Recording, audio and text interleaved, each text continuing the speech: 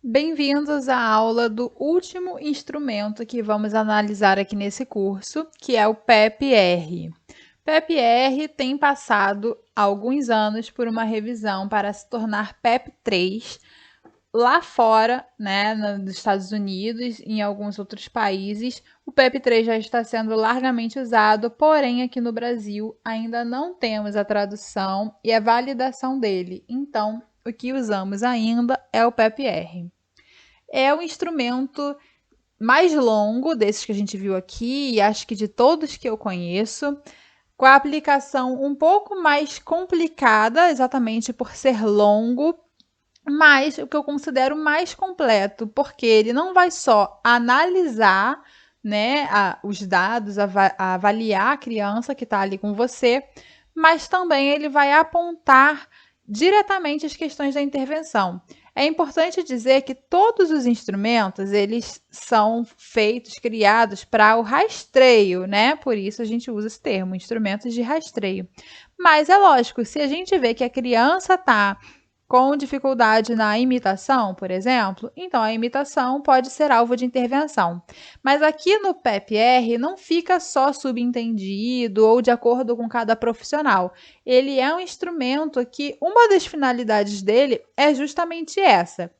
Então, apesar de ser um instrumento longo, é assim, incrível em termos de aplicação no dia a dia real do consultório e fora do consultório, porque como ele é um instrumento que visa a aplicação também, né, o foco, a intervenção, então a família pode ser orientada de forma a estimular aquela habilidade, a escola deve ser orientada, então é um instrumento que une e agrega para todos os profissionais envolvidos. Mais uma vez, a gente vai começar falando um pouquinho do instrumento, depois vamos partir para o instrumento em si. E, de novo, eu coloquei alguns prints aqui para ir esclarecendo questões de legenda, de análise de dados, mas vocês têm o instrumento completo também para consultar, e se vocês preferirem. Eu não vou fazer isso aqui na aula para não ficar trocando de tela toda hora e acabar deixando vocês tontos aí do outro lado. Também mandei para vocês o manual do PEP-R. O manual do PEP-R, essa versão que eu mandei para vocês, ele foi traduzido e disponibilizado a mim após a formação que eu fiz com a doutora Deise Serra. Então, lá na capa dele mesmo tem todos os direitos autorais, tudo direitinho. E também, esse manual é imprescindível, por isso que enviei a vocês, porque nele não só tem todas as informações sobre a história do instrumento, né, a base dele teórica, como tem também tudo bem mastigadinho sobre a análise de cada resposta, sobre a atividade que você pode fazer para avaliar aquele item. Então, é um documento imenso, né, mas que é de imprescindível que vocês tenham acesso a ele, porque se você pretende aplicar o PEP-R, com ele do lado não tem erro, ok? Então vamos seguir. Trata-se de um instrumento de avaliação e tratamento individualizado aplicável em crianças autistas e com outros transtornos do desenvolvimento, visando descrever padrões de comportamentos irregulares que comprometem o aprendizado a partir dos resultados e elaborar programas educacionais. Então, ali, ele não é só para criança com autismo, ele é para crianças com outros transtornos do desenvolvimento, porque ele vai comparar a idade cronológica da criança com a idade de desenvolvimento dela em determinadas habilidades. Em sua criação, ele foi vinculado ao departamento TEACH, tendo por base, então, os conhecimentos da teoria cognitivista, mas ele se propõe a ser uma ferramenta desenvolvimentista. O PEP é indicado para crianças entre 6 meses e 7 anos. Todavia, para crianças até 12 anos, pode ser usado quando pelo menos algumas das habilidades de desenvolvimento estão no ou abaixo do nível primário. Depois dos 12 anos, é indicado o uso do PEP vocacional. Ele vai comparar, como eu disse, a idade cronológica à idade de desenvolvimento, permitindo, então, a gente checar atrasos e pontos que necessitem de intervenção. Sua pontuação irá colaborar para a elaboração dos PEIs, o Planejamento Educacional Individualizado, e instrumentos de intervenção clínica. Ele se divide em 2 escalas e cada uma delas engloba avaliação de determinadas dimensões. Então, ele tem as escalas de desenvolvimento e de comportamento. Na escala de desenvolvimento, ele vai avaliar coordenação motora ampla, coordenação motora fina, coordenação visomotora, percepção, imitação, performance cognitiva e cognição verbal. Na escala de comportamento, ele vai avaliar relacionamento e afeto, brincar e interesses por materiais, respostas sensoriais e linguagem. Aqui uma pequena legenda, porque no instrumento vocês vão se deparar com essas letras, né, ao longo dele. Então, para a gente saber o que a gente está avaliando em cada lugar, né, em cada letra. Na avaliação do comportamento, o R é relacionamento, M materiais, S sensorial, L linguagem. E ali a avaliação de AMG, adequado, moderado e grave. Na avaliação do desenvolvimento, vai avaliar ali, segundo a legenda, imitação, P de percepção, MF motora fina, MA motora ampla, OM olho-mão, né, que é coordenação olho-mão, DC desempenho cognitivo e CV cognitivo verbal. E a avaliação vai se dar em PAR, que é passou, né, desempenhou o comportamento, emergente, então não desempenhou tão bem assim, mas já está quase lá, ou R reprovado. Aqui alguns prints, então, do instrumento. Como eu falei, se vocês preferirem, vocês podem abrir ele aí para vocês terem acesso a ele integralmente, mas eu coloquei aqui o que gera dúvidas na aplicação. Então, os quadrados em negrito indicam qual a área do desenvolvimento aquele item avalia. Portanto, naquele item, o avaliador só deverá pontuar o quadrado em negrito. Aqui, por exemplo, no print que eu coloquei, tem em negrito MF, embaixo MF, depois P de novo.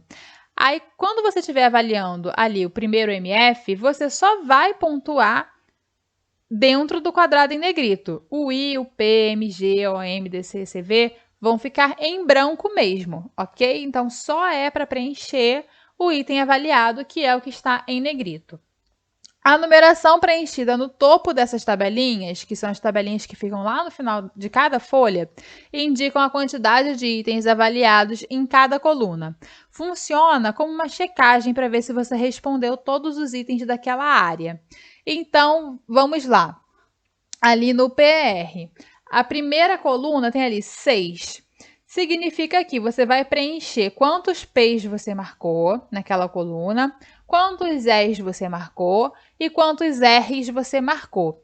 No somatório de P, E e R dessa coluna, tem que dar 6. Então, vamos supor, você colocou 3P, 2E, 1R. 3 mais 2, 5, mais 1, 6. Então, ok, você não esqueceu de nenhum item. Agora, vamos supor que você coloque lá P3 é 1 e R0. 3 mais 1, 4. Aí você somando, você vai ver, ué, 4, então eu esqueci de 2 aqui. Então, você volta na coluna, bem acima dessa que você está preenchendo, e vai ver quais são os 2 itens que você esqueceu de passar a resposta ali para baixo, ou então que você esqueceu de avaliar. Como é um instrumento bastante extenso e as folhas, né, tem muita informação, são muitos quadrados, muitas atividades, então é um instrumento que você pode se perder facilmente, principalmente nas primeiras aplicações. Então, essa parte aqui do final é fundamental de você preencher com atenção justamente para checar se você está esquecendo de alguma coisa. Lá na parte dos resultados, né? O resultado é dividido pelas escalas do comportamento e do desenvolvimento. E você vai fazer uma cópia simples do resultado obtido em cada folha. É só uma compilação de dados, porque como são muitas folhas, para você não ter que ficar toda hora indo e voltando. Então, ali nessa folha, você vai juntar todas as suas respostas das tabelinhas que estão no final, né? Então, ali, por exemplo, no quadro da imitação, na tabela da imitação, o que significa cada número? P, E, R ali, né? As letras são os resultados que você marcou, né? Passou, emergente ou reprovado. E os números ali em cima. Você vê que na parte de cima do quadrado tem 1, 2, 3, 4, 5 até 10, que é o número do protocolo. Então, protocolo 1, que é a folha 1, protocolo 2, que é a folha 2, é como se fosse o número da página, né? Você pode comparar assim.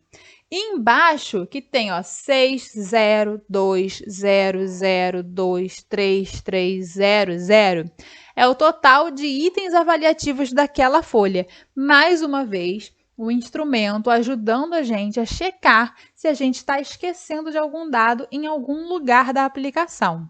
Então, ó, na folha 1, tem 6 itens para serem avaliados. Quando eu passei todas aquelas informações para cá, P, E e R, da folha 1, tá somando 6? Tá, então ótimo. Na folha 2, não tem nenhum item de imitação para ser avaliado, por isso 0. Então, eu aconselho que você ou coloque 0 em tudo, ou coloque um tracinho, que é para você saber que você não esqueceu, mas que você já sabe que ali não tem nada para avaliar. E assim vai.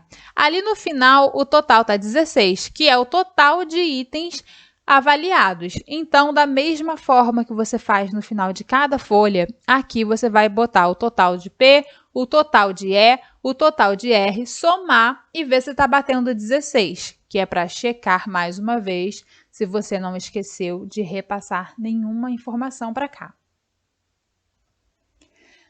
O perfil da escala de comportamento já é analisado nessa roda que muitas pessoas falam que é a roda da vida, né? Que parece muito um instrumento com esse nome que é usado em coaching, enfim. Mas é uma roda da escala de comportamento. Aqui tem um exemplo, né? Para preencher, aqui eu peguei o quadrante do brincar e interesses por materiais. Então, para preencher, você vai começar do centro da roda e ir cada vez mais para a área externa e vai pintando cada pontuação com uma cor. Então, você vai começar pelo centro, pelos comportamentos graves. Então, criei ali a legenda que grave é vermelho e ele fez 3 pontos. Então, pinta ali de 3. Depois, o M, que é o moderado, nessa legenda que eu criei, é o verde, fez 2 pontos, pintei ali 2 linhas de verde. E, por último, o A adequado, que ele também fez 3 pontos, eu botei aqui na legenda que é a cor roxa, preenchi ali, colori 3 linhazinhas de roxo. Essa legenda fica por conta de cada um. No instrumento, ele tem ali uma pequena instrução, né, falando de preto, cinza e branco, mas eu gosto de usar cores que são bem diferentes umas das outras, como aqui nesse exemplo, para ficar bem claro, né, o limiar ali entre cada grau, né, para ficar claro o que é o G, o que é o M, o que é o A. O importante, na verdade, é que tem essa legenda criada para quem for ler, até você mesmo, né, se você for ler depois de um tempo, para você lembrar o que cada uma quer dizer, apesar de ter essa regra de o G ser mais dentro do círculo, depois o M e por último o A. Análise do perfil da escala de desenvolvimento. Né? Então, aí já é nessas reguinhas. Ali embaixo, nos quadradinhos, você vai só copiar a pontuação P de cada protocolo. E no último quadrado, você vai somar todos os P's. Tem também pessoas que nesse último quadrado soma todos os E's, que são os comportamentos emergentes. Mas na régua a gente vai colocar o P, então acho que fica confuso e eu uso dessa forma, tá? Então vou explicar da forma que eu faço, que geralmente é mais didático e mais fácil de entender e de aplicar no dia a dia real mesmo, do consultório, da escola, enfim. Então, ali, ó, lá em cima tem escrito os itens da escala de desenvolvimento que você avaliou. Imitação, percepção, motora fina, motora grossa, olho-mão, desenvolvimento cognitivo, cognitivo verbal e a última é pontuação de desenvolvimento, que não é um item em si avaliado, ok? Então, você vai lá, imitação, quantos P's foram? Ah, foram 3. Então, lá embaixo no quadradinho da imitação eu boto 3. Percepção, quantos P's foram? E assim vai, preenchendo cada quadrado com a pontuação P de cada item. E aí, no final, lá na pontuação de desenvolvimento, você vai somar todos esses P's que você colocou ali e vai colocar nesse último quadradinho, o somatório, uma soma simples. Depois de você copiar todos os P's, que aí você vai se concentrar só nessa folha, você não vai precisar ficar voltando lá atrás para ver, né? Você vai marcar naquela régua o mesmo número. Então, aqui tem um exemplo lá da imitação. Vamos supor que tem 10 lá no quadradinho. Então, eu vou na régua da imitação, na bolinha onde está 10, e vou marcar, né, colorir a bolinha 10, como está aí no exemplo. Feito isso, eu traço uma linha dessa marcação em direção à régua da esquerda, que vai me indicar a idade em meses comportamental daquela criança para aquele aspecto do desenvolvimento. Então, o que isso quer dizer? Que na imitação a criança pontuou 10. 10 ali quer dizer 30 meses. 30 meses é como se fosse a idade de desenvolvimento daquela criança na habilidade de imitação. E aí você vai comparar qual é a idade cronológica da criança em meses. Né? Essa diferença está muito gritante, não está muito gritante, comparando a idade cronológica com esses 30 meses. E assim você vai fazer em todas essas réguas até o cognitivo verbal, que é a penúltima régua. Você vai marcando a pontuação na bolinha e com auxílio de uma régua você vai ligar lá na régua da esquerda para ver o que aquele número que a criança somou como P significa em relação à idade dela de desenvolvimento em cada uma dessas habilidades. A última coluna, aquela do somatório, vai dizer respeito ao desenvolvimento geral. E aí a sua linha deve ser traçada em direção à régua da direita, que vai indicar a mesma coisa, ok? É a mesma régua, só para não ficar muito bagunçado. Mas então você vai pegar o somatório, ali no exemplo que eu coloquei, tá 106, né? E vou colorir a bolinha de 106 e levar para a régua da direita, que está ali equivalente a aproximadamente 49 meses de idade de desenvolvimento geral. E aí, mais uma vez, eu vou comparar 49 meses de desenvolvimento geral com a idade cronológica em meses da criança e vou ver se está muito distante, se está mais aproximado. Importante falar aqui, como vocês viram nos dois exemplos, né? Eu colori a bolinha e eu tracei a régua, né, para a régua a partir ou do centro da bolinha, né, ou então, se o centro da bolinha vai dar fora do tracinho, né, vai dar com menos exatidão, na verdade, então eu traço de cima da bolinha, igual tá aqui nesse slide. Tá? O importante é que fique mais próximo possível e de preferência exatamente em algum tracinho da régua para você ter o dado mais concreto possível para comparação. Ao finalizar, então, a marcação das idades comportamentais, será possível realizar o comparativo com a idade cronológica e verificar em quais aspectos do desenvolvimento aquela criança está atrasada, para, assim, traçar as prioridades a serem trabalhadas em terapia e na escola inclusiva. Na marcação do perfil da escala comportamental, também será possível verificar, através do gráfico final, quais os itens que precisarão ser trabalhados, que são os que têm mais G ou M.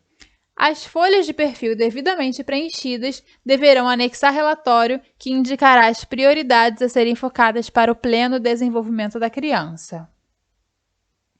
Estudo de caso. Então, dessa vez, a atividade que vou passar para vocês vão ser análise dos resultados dos testes e vocês vão elaborar o relatório. Vocês não vão fazer a contabilidade, digamos assim, do instrumento. Eu já fiz e estou dando para vocês as escalas preenchidas. O que vocês devem fazer é elaborar o relatório baseado nisso, ok? Lembrando, vou voltar aqui no slide anterior, que esse instrumento, ele visa, sobretudo, indicar alvos de intervenção. Então, na elaboração do relatório de vocês, foquem nisso, ok? Então, paciente P, de 4 anos, sexo masculino. Esse foi o resultado da aplicação do PEP-R com ele. Imitação 8, percepção 7, motora fina 5, motora ampla 15, olho-mão 4, cognitivo 12, verbal 3. E ali do lado tem também a outra escala preenchida ali com as cores, com a legenda, tudo direitinho para vocês analisarem.